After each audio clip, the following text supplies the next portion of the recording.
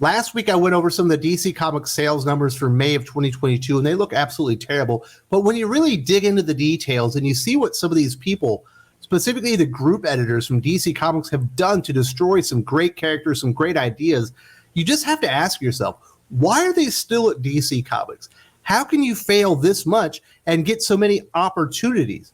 Now, I am going to go over these numbers again, sort of, but with a different twist. I'm going to show some of these really bad ideas, how we got here, and start putting some names to some of these really bad ideas from DC Comics.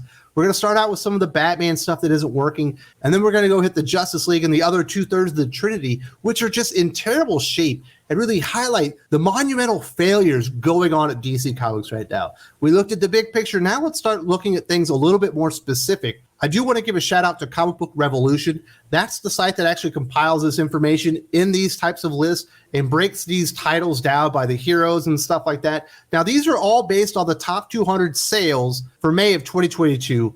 And it's insane how many money-making characters DC Comics has absolutely destroyed with bad creative and terrible editorial decisions. First up, let's look at the Batman stuff. Specifically, I want to talk about two comic books, I Am Batman #9 and Harley Quinn #15.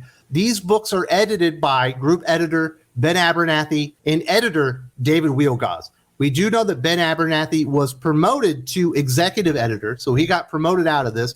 And Ben Abernathy's name is on almost all the really successful DC comics that are going on right now, other than Batman, Superman, World's Finest. But I Am Batman #9. What a massive failing not only this is, but really what Future State has been. The amount of failings that have come out of there between Wonder Girl that was canceled very early, the new direction from Green Lantern got canceled already, a new direction for Aquaman, which we're going to get here to in a moment.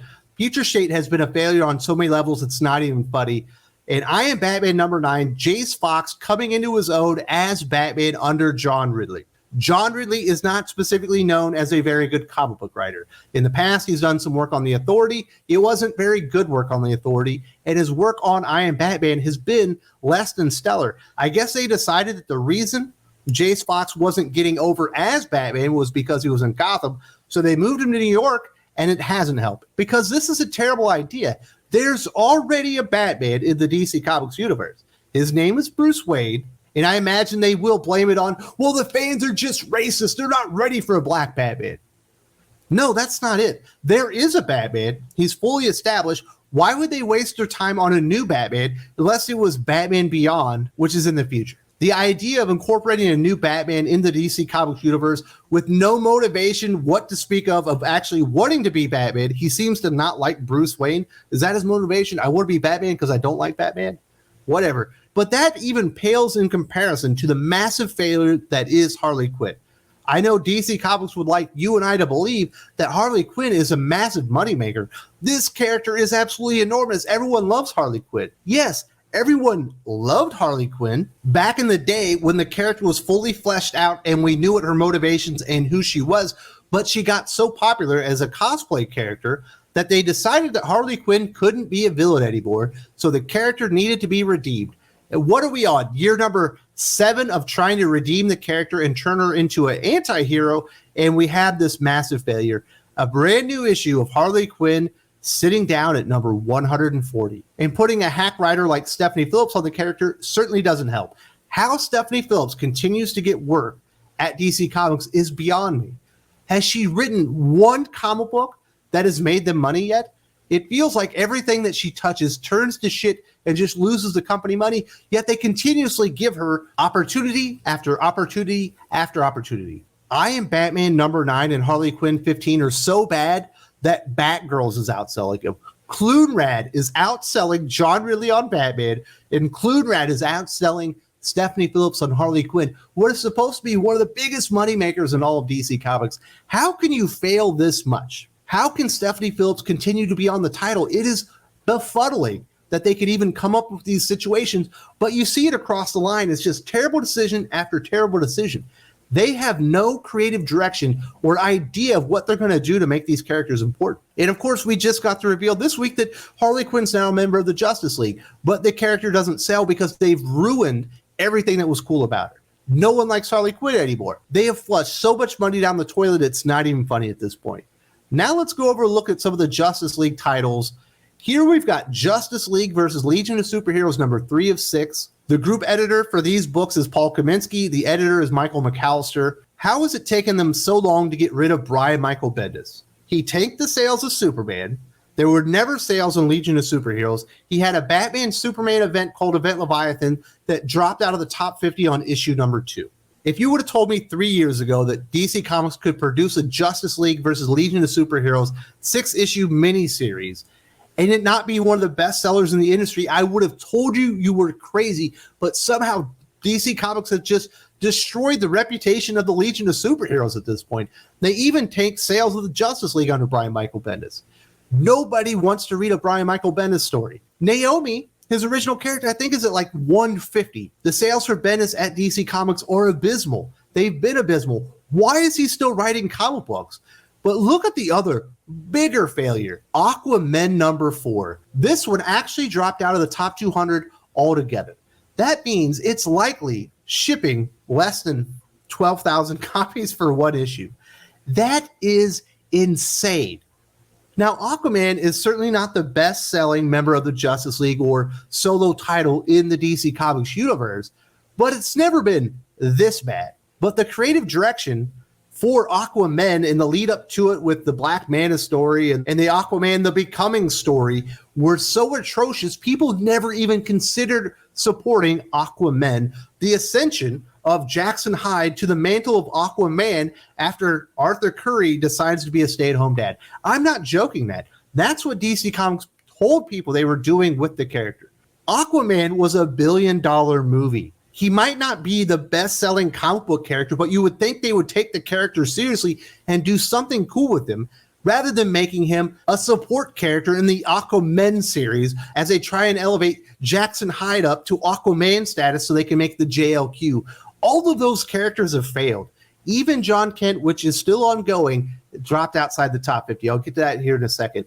Jackson Hyde dropped out of the top 200. Wonder Girl Yara Flor was canceled after 5 issues. The Green Lantern series featuring Joe Mullins was abysmal. It was trash. It didn't sell. Everyone hated it. They have tried so hard to make Jace Fox Batman a thing. Nobody's buying it. Everyone hates these characters that are taking over the mantles. It is a failed strategy to get over new characters, and it makes it look like DC Comics fans aren't willing to support minority or LGBTQ characters. What is really happening is DC Comics fans aren't willing to support second-rate versions of heroes they already like. And the fans themselves send this message loud and clear every single month to Paul Kaminski, Ben Abernathy, Jim Lee, and all the leadership at DC Comics, but they will not listen to you because you're making a mistake. The only reason that you're not on the title is because you're a racist. You just hate gay people.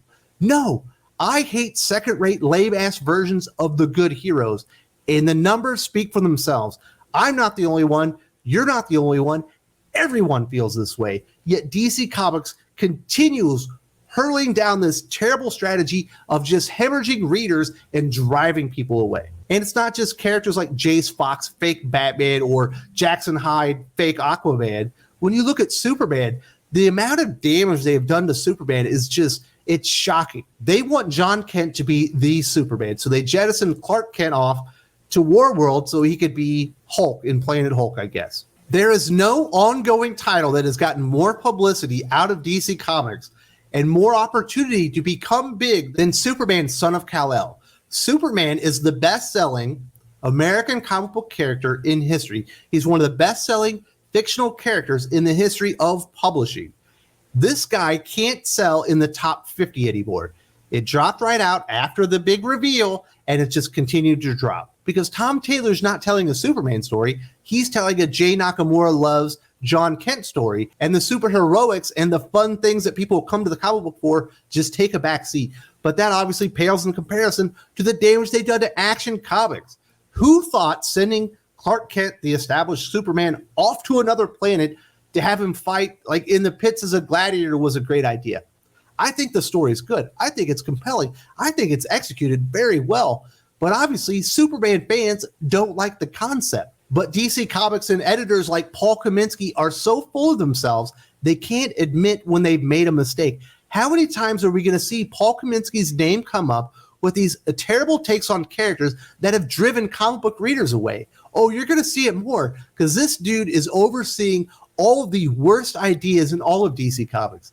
I don't know Paul Kaminski. He might be a nice guy, but what the hell is he still doing there? He's driving people away with his terrible ideas and the shitty writers that he hires to write these comic books. Nowhere is that more apparent than his work on Wonder Woman, where he's the group editor, and editor Brittany Holzer also works on the line. Look at that, a #1 special one-shot coming off the heels of Trial of the Amazon, the biggest Wonder Woman event in a decade, comes in at number 95. They want you to think that Vita Ayala and Stephanie Williams are big deals. They want you to think that they're creators on the rise, but they can't write good comic book stories. And in the process of sacrificing Wonder Woman and all the Amazon lore on the altar of Vita Ayala, Stephanie Williams, Becky Cloonan, Michael Conrad, they have killed the character. No one cares about Wonder Woman anymore or anything associated with the character.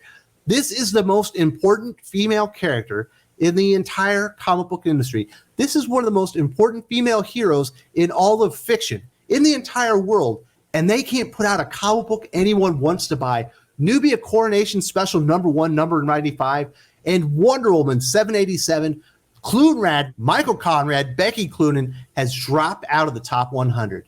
This is as pathetic as it gets. Aquaman not making the top 200 is baffling. Like, you can't even imagine that.